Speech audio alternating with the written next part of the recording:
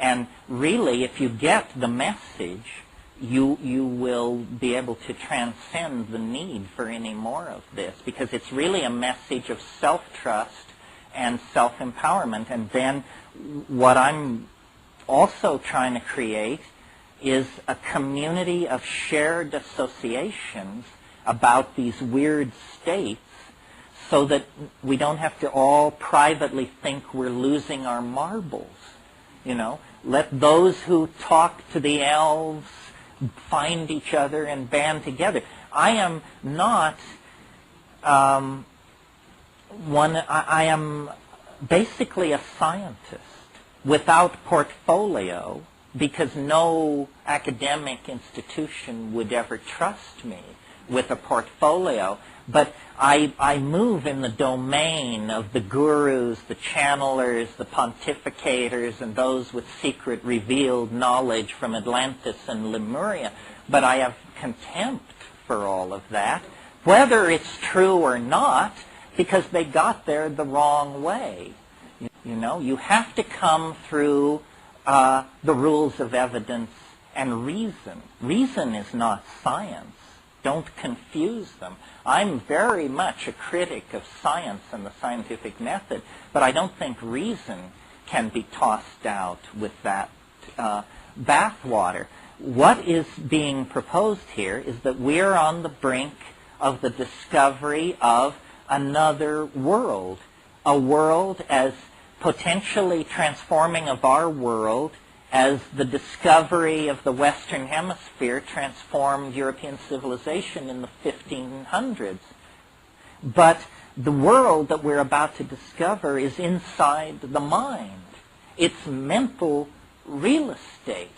We who have made consciousness our game by building cities, elaborating literatures, tossing up religions, and setting armies marching, we who have made consciousness our game have barely scratched the surface of human consciousness. And it's not like we haven't had a crack at it.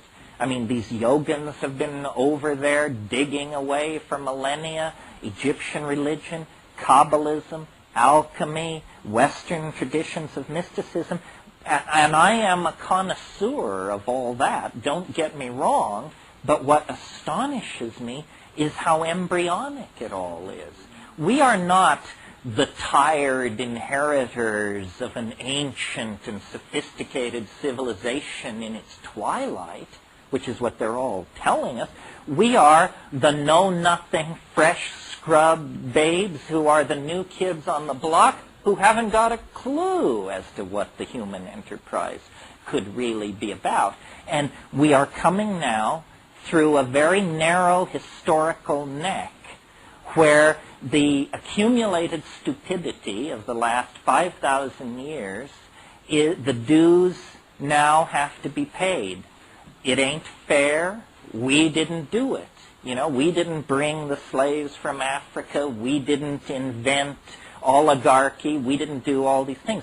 Nobody's interested in our whining about how we didn't do it. It's in your face. And it's clearly a crisis of two things, of consciousness and of conditioning. These are the two things that the psychedelics attack. We have the technological power, the engineering skills to save our planet, to cure disease, to feed the hungry, to end war, but we lack the intellectual vision, the ability to change our minds. We must decondition ourselves from 10,000 years of bad behavior. And it's not easy. I mean, imagine, I don't know how many of you have ever confronted the fact that you were addicted to something. And some addictions are really serious. If you've ever been addicted to tobacco or heroin, I'm sure you know what I mean. Well, then imagine a global population addicted to a drug, the use of which is killing us, but we can't, there's no There's no doctor saying you should. There's no rehab clinic to go to when you're a species.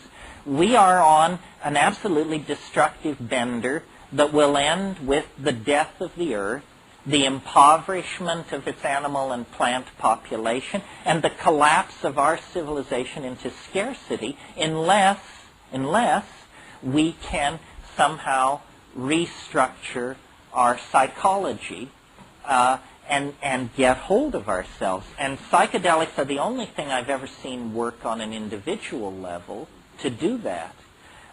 In the early 60s, they were curing 75% of chronic alcoholism cases that they treated with LSD. They were curing with one dose of LSD, one 500 microgram dose. Well, now, obviously, LSD is not a magic bullet for alcoholism. That's a preposterous idea. It's simply that you take LSD, and if you're a chronic alcoholic, you review your life, and you notice that you're killing yourself. And then you say, my God, I am killing myself. If I don't stop what I'm doing, I will be dead.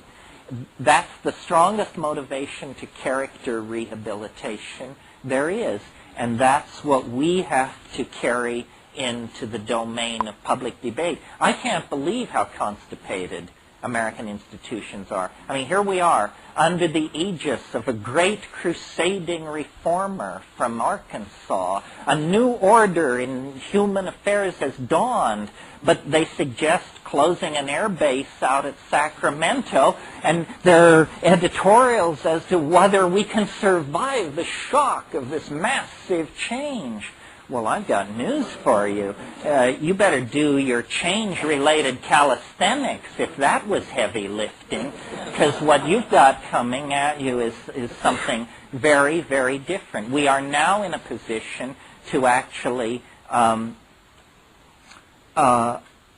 make something of ourselves, extend the design process to human destiny, and produce something that will redeem 10,000 years of pogroms and migrations and attempted genocides and pointless wars and stupid religions that make people hate themselves and all the rest of it. If we're going to redeem that legacy, then we have to do something quite spectacular.